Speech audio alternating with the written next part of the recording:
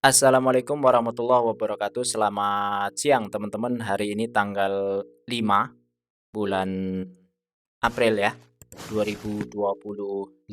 Eh Akhirnya ini bisa setup lagi setelah liburan.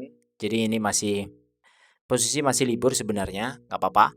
Kita akan review hari ini gudang garam. Ini requestnya dari Mas Yudi. Ini sebenarnya bukan saham syariah, jadi saya hanya mereview saja. Saya nggak pegang barangnya, disclaimer ya. Terus saya hanya kasih pandangan saja. Teman-teman pasti udah tahu semua ya, gudang garam itu rokok, kemudian produk-produknya, mereknya juga sama dengan nama PT-nya yaitu Gudang Garam. Saya nggak terlalu ngerti sebenarnya, di industri ini, tapi yang mungkin bisa kita lihat adalah dari, beberapa laporan keuangan. Di 2024 mereka sudah rilis laporan keuangannya, sales-nya turun signifikan dari 2023 itu 118 triliun ke 2024 itu 98 triliun. Labanya juga turun sangat signifikan. Pertama di laba bruto ya, laba bruto ini turunnya hampir 30-an persen dari 14T ke 9T. Cuma masalahnya ada beban usaha yang justru naik nih di 7,3T ke 7,6. Padahal laba brutonya aja tadi sudah turun sehingga laba usahanya turun sangat dalam sekali dari 7T ke 1,9T. Sehingga laba akhirnya dari 5T menjadi 900 miliar. Ini luar biasa penurunannya di kondisi ini. Nah, tadi dikatakan beban usaha itu ada di note ya, 23 ya. 7T ini apa saja beban-bebannya?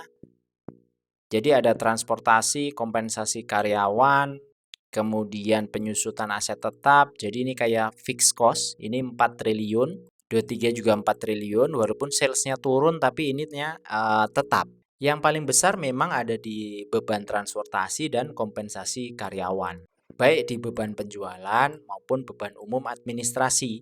Jadi total sama-sama nih 4,3T sama 3,3T sehingga 7,6T di tahun 2024. PBB juga naiknya lumayan ya dari 63 miliar ke 200 miliar. Kemudian kalau yang lain-lain itu naik mungkin karena adanya general increase, karena kalau ngomong bicaranya adalah kompensasi karyawan, ini mestinya mungkin gajinya juga naik, kompensasinya juga ikutan naik. Jadi sepertinya begitu. Saya tidak akan terlalu detail di sini. Nah, kita lanjut ke laporan keuangan yang sifatnya sudah dijejer ya. Maksudnya kita review mungkin dari 2020. Ya pas Covid ini 114 salesnya, kemudian 2021 124T, 2022 124, 2023 118, 2024 tadi di laporan keuangan itu adalah 298 ya, 98,6 triliun. Sehingga ini kita simpulkan ini turun terus. Terus dari dividen, kita lihat dari dividen itu dari 2023 ini berarti laporan keuangan 2022 mestinya. Jadi closing 2022 dibagi di 2023 bulan 7. Nah, itu posisinya setelah 2022 dia tidak bagi lagi. 2023 tidak ada, 2024 tidak ada. Nah, apakah 2024 akan dibagi di 2025 ini saya nggak tahu. Dan kalau kita hitung sebenarnya secara harga bagaimana sih kondisi saat ini? Melihat harga ini turun terus. Sekarang value value price-nya ada di 10.200-an. Ini kalau saya lihat secara teknikal ya dari 2023 bulan Mei ini titik tertingginya itu sudah turun 67%.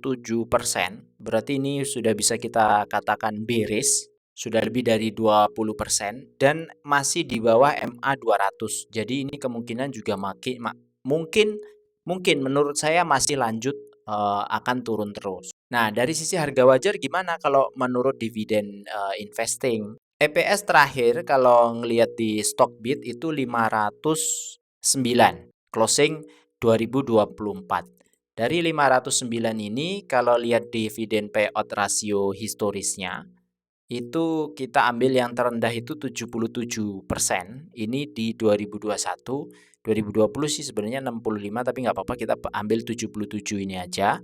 Maka dia akan bagi dividen mungkin di Rp392. Rp392 ini kalau ngikutin laporan keuangan yang 2024 saja.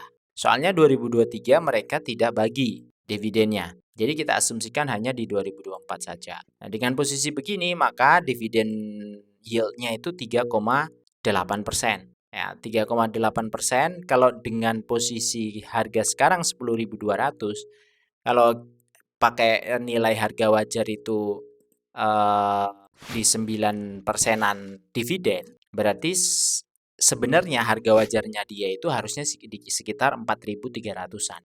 Artinya masih ada pilihan saham lain yang mungkin kita bisa pilih. Terus apa lagi? Kalau dari sisi manajemen tadi udah nggak ada perubahan manajemen ya. Dari 2022 ini tidak ada perubahan, ya semuanya masih keluarga.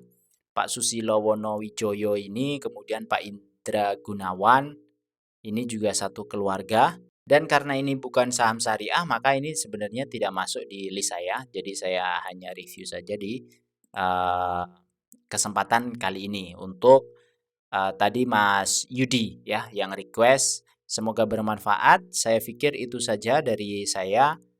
Terima kasih banyak. Jika ada teman-teman lain yang akan request, baiknya sih saham syariah aja biar saya juga bisa masukkan ke dalam list saya.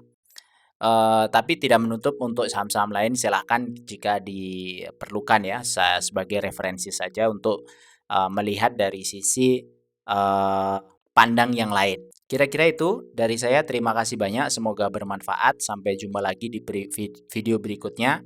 Wassalamualaikum warahmatullahi wabarakatuh. Selamat berlibur.